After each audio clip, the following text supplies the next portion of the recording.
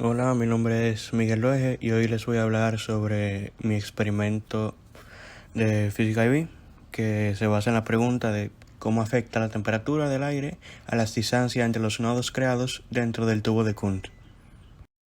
Ese experimento se basa en que la velocidad de una onda sonora varía dependiendo de la temperatura del medio en el cual ésta se manifiesta.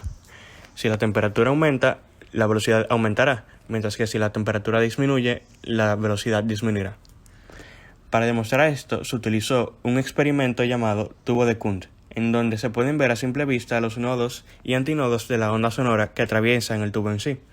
Estos nodos y antinodos los que nos da es la distancia que recorre la onda sonora en un tiempo definido, y con esto se puede calcular la velocidad de la onda sonora. Cada onda sonora tiene una velocidad diferente dependiendo del medio por el cual se transportan. Y para ese experimento usamos aire para medir esta velocidad. Para entrar un poco más a detalle sobre la teoría detrás del experimento, voy a hablar un poco más sobre por qué la velocidad del sonido varía dependiendo de la temperatura de su medio. Cuando una sustancia aumenta de temperatura, sus moléculas no se quedan iguales. Este cambio de temperatura hace que las moléculas de esta sustancia aumenten de velocidad o vibren más rápido, dependiendo del estado de la materia. Ya que las moléculas de la sustancia se mueven más, estas colisionan con mayor frecuencia con la superficie que limita el volumen de la sustancia, haciendo que la temperatura del conjunto aumente. Solo si el volumen de la sustancia no aumenta y la presión aumenta proporcionalmente con la temperatura. Ya que las moléculas de una sustancia se mueven más rápido a medida que aumentan su temperatura, la velocidad de una onda sonora aumentará también. En pantalla se pueden ver dos muestras de mi experimento, el cual realicé en la localidad de la secundaria Babeque. Ahora les voy a mostrar una prueba de cómo funciona realmente el tubo de Kundt.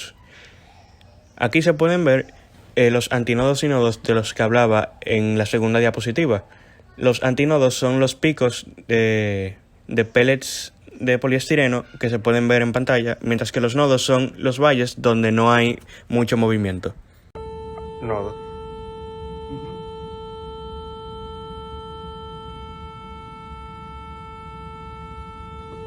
Vamos a cambiar de frecuencia.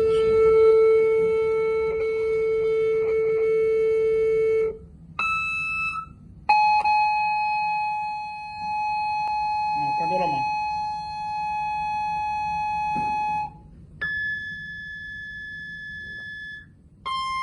Eso.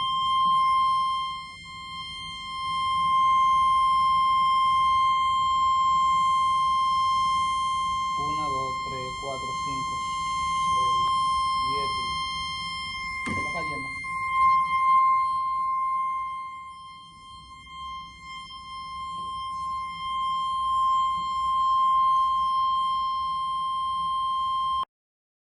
A continuación les presento el gráfico representativo de las muestras de la experimentación del tubo de Kundt y la variación de la temperatura del aire. Como se puede observar, la variación de la temperatura fueron de unos 10 grados Celsius, mientras que la longitud de la onda solamente varió un mísero centímetro.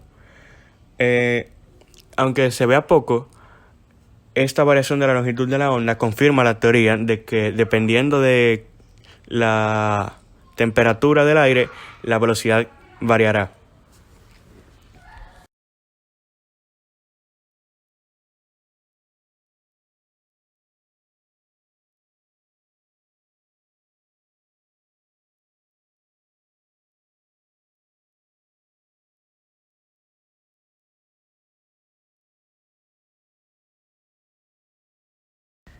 Con esta tabla de datos podemos ver la relación entre la temperatura del aire y la longitud de la onda.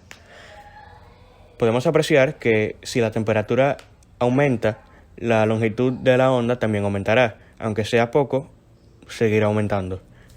Esto confirma la teoría de que la velocidad de la onda sonora se ve afectada por la variación de la temperatura del aire, ya que si la longitud de la onda es mayor, le tomará el mismo tiempo recorrer una distancia mayor, lo que significa que su velocidad es mayor.